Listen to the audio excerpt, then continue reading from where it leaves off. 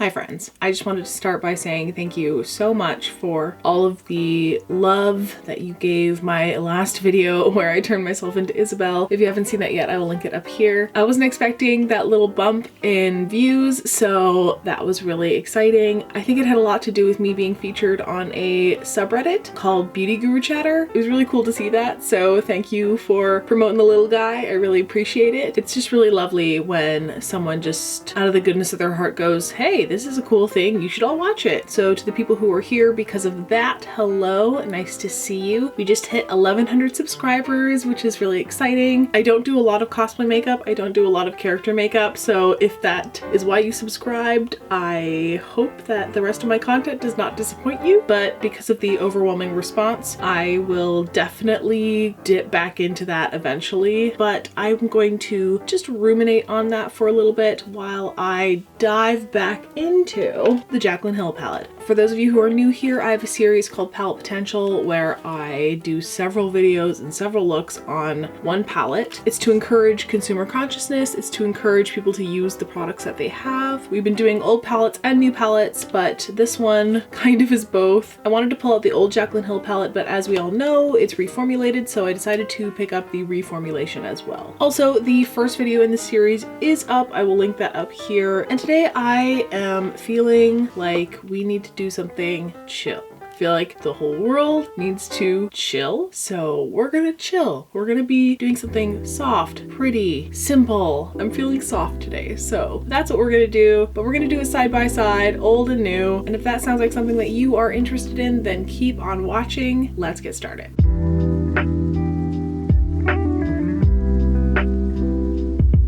I've been trying so hard to make my eyebrows appear in some way, shape, or form symmetrical, and every time I watch the footage back, one of them looks about a mile longer than the other one. So I see it, I'm trying, and also failing. Let's leave it at that. Just to keep everything consistent with the last video, this side's old, this side's new. I have a little idea of what I want to do. She's got this metallic corner of the palette, and they're all kind of pinky, rosy, peachy shimmers, and I kind of wanted to get into those a little bit. I think especially this one, it's a gold pink duochrome. Let's swatch the other three. Okay, a little bit crumbly, but they're still looking pretty fine if I do say so myself. The middle one especially looks darker. That one's called Sissy. The other thing that Jaclyn Hill is really good at formulating is transition shades. You can tell that they have been well loved. So what I want to do is play with those as well. As far as the eyeshadow shape goes, I was really enjoying the roundness and the openness that I did for Isabel. Real soft glam today. Every time I watch a Tati video, I just think I want to look like that. So that's kind of where my brain is today. So these brushes are stained, but I will make sure that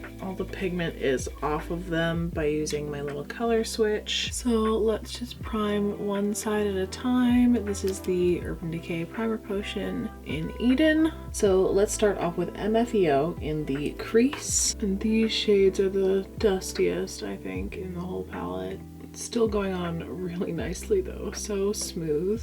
I mean, like, that's a really gorgeous transition. I find it fascinating how she decided what was most important in her first palette was to just run the gamut of every undertone of transition shade that she could possibly think of. Like at least 5 beiges that are all just varying in undertone and depth. All right, so let's go into the new palette. It's a lot easier to tell exactly which one it is in this one. There's nothing like dipping into. Oh, I forgot to prime.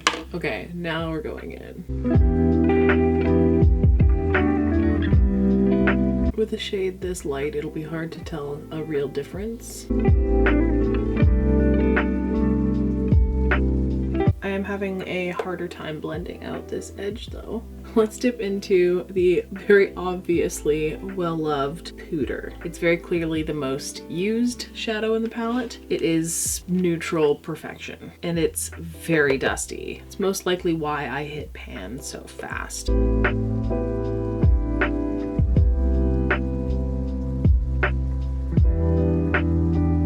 And you can tell it just gives that extra amount of depth. Okay, let's see what happens when I tap into this one. Still picks up a lot on the brush.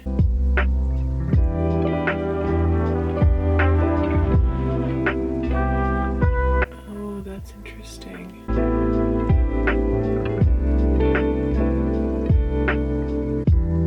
I don't know if you can see what I'm seeing, but I'm noticing the slightest amount of more of an orangey peach undertone in this side. And this side is definitely just straight up neutral. I don't know if it picks up on camera, but I can see it in person, which is really interesting because in the last video, the older palette had much warmer undertones than the new formulation. I think I want to deepen this up a little bit more. I don't really see anything that I want to use particularly, but I think I'm going to very tentatively tap into this burgundy shade, which is called Jax with a Z. I don't want to go orange, so I think this will be the right move.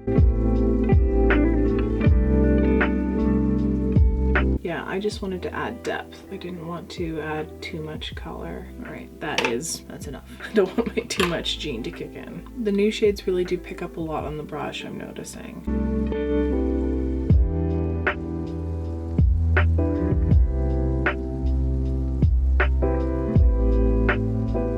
Because we're building this burgundy on top of a warmer neutral, the burgundy itself is starting to get warmer as well. Pretty nice blend though, I have to say. I'm not saying I prefer one over the other just now, but this side is reading far more true neutral and this side's reading far more warm neutral. All right, so I only have one of these brushes, but I will clean it off in between. It is an old as balls MAC brush that I've had for years. It is my favorite texture and shape for applying shimmers in a soft way. Let's first start off with faint and we'll map out a little soft crease. I'm dipping into it dry to see what happens. Oh, that's really pretty.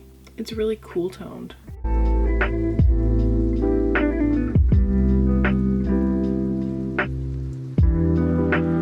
Let's dip into Sissy with the finger and try and pat that out onto the center of the lid. Not a whole lot of fallout, but I am seeing just a tiny touch of it. Very subtle shimmers, nothing overboard, nothing too metallic. This is really looking very ballet slipper pink. It's super frosty. Pretty similar. Yeah, these shades are nearly identical. I don't see a whole lot of difference.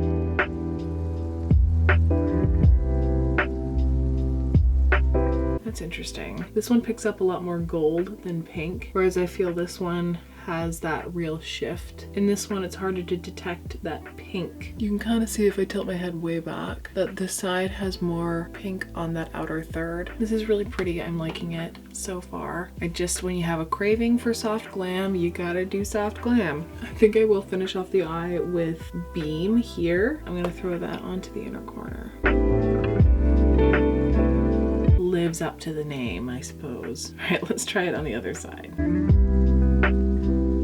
Still very pretty, although I do feel like they used a finer grain of shimmer in the new one. I feel like this one is a bit more cool toned, just really minute detailing. When I'm looking at these two shades in particular side by side, it's almost as if they've been reversed in the pans, if you know what I mean. Let's just swatch them for good measure. So let's swatch the old palette first.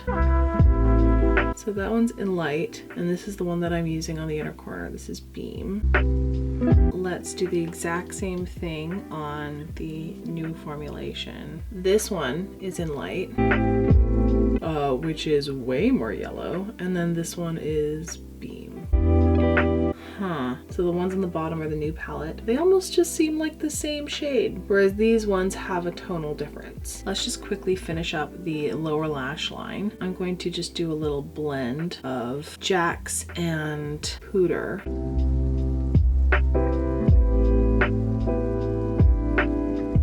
Let's take Beam and just do a quick brow bone highlight.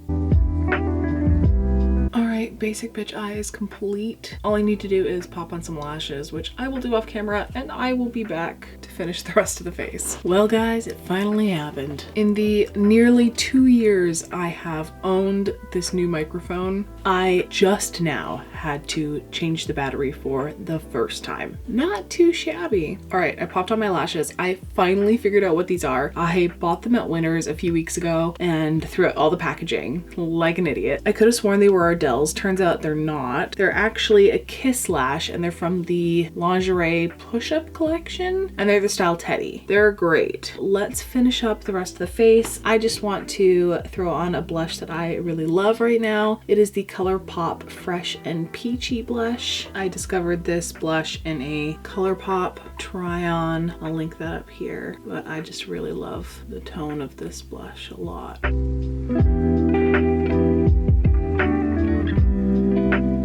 Mail? For you. Ooh. I made it myself. I didn't think this would actually arrive. It's from Shroud Cosmetics. Yay. Yeah. Thank you, postal workers. Neither sleep, nor hail, nor dogs. Nor pandemic. Yes. Unless things get real bad, in case you should be safe too. Yeah, like honestly, I don't need eyeshadow palettes. Thank you. Thank you. I know the lights really blow it out, but my skin texture has been hideous lately. Let's do Milani Luminoso since we are already on the peach train and we are not getting off anytime soon.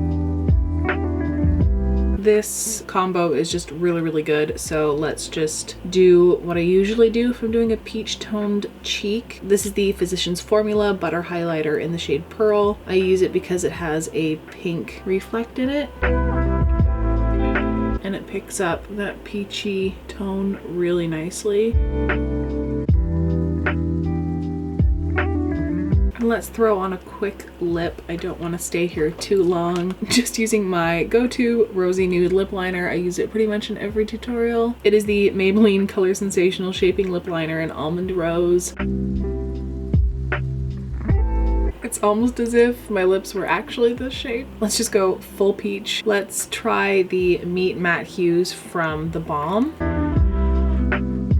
Beauty. I really like the Meet Matte Hues formula from the Balm. It is really comfortable, especially when you pat it out with a finger. That's usually how I do all of my mattes, just because it gives me a softer, poutier look. If it is too thick, then the creases in my lips are more prominent. All right, lastly, I just want to throw on 1 or 2 freckles, mostly just to cover up all of my stress breakouts. Let's give her a spray.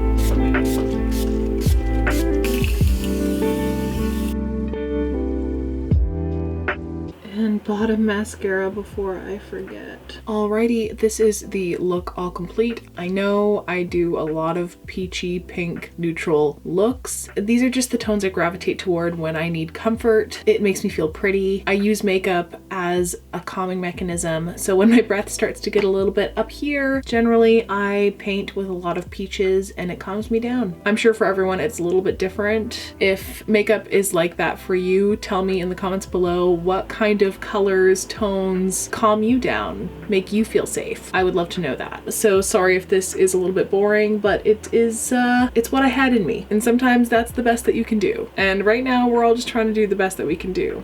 So the palettes, I'm seeing a lot of really minute differences, not large ones. However, they are adding up, and that is interesting to me to see so many little changes, and it kind of makes me wonder why they even reformulated it in the first place. I mean, I kind of feel like if it ain't broke, don't fix it. How much can you change about a palette until it is no longer the same palette? How many minute changes do you have to make until it is no longer the Jaclyn Hill palette? I just think it's a little bit cheeky of Morphe to switch up the formulation to the point where there are noticeable differences and then say, oh no, this is the same palette for sure. So that kind of irks me a little bit on the consumer side of things. It's their prerogative. They can change things if they want to. And if they think it's an improvement, it's subjective. So I think if you reviewed this palette when it first came out, you should review it again, because I don't think your opinions will be the same. But of course, with this series in particular, we are holding a microscope to this palette, and not many people are going to do that. And I am blathering on for far too long. So let's wrap this up. Here are the many ways you can help out my channel. You can give this video a big thumbs up. You can comment down below on anything, everything, all of the things. You can subscribe to my channel. You can follow me on other social media. I will leave those right there. And normally I would say go check out the Patreon link in the description box down below. However, right now it's rough out there. For a lot of people, money's really tight. So until we're out of this mess, I'm not gonna push that right now. Please let me know what you want to see from these palettes next. I'm super curious to know your thoughts. And again, if there are any favorite Animal Crossing NPCs or villagers that you want me to try and recreate, please just let me know. Gotta give the people what they want. All right, folks, you know the drill. Be kind and be generous, and I will see you in the next one. Bye, guys.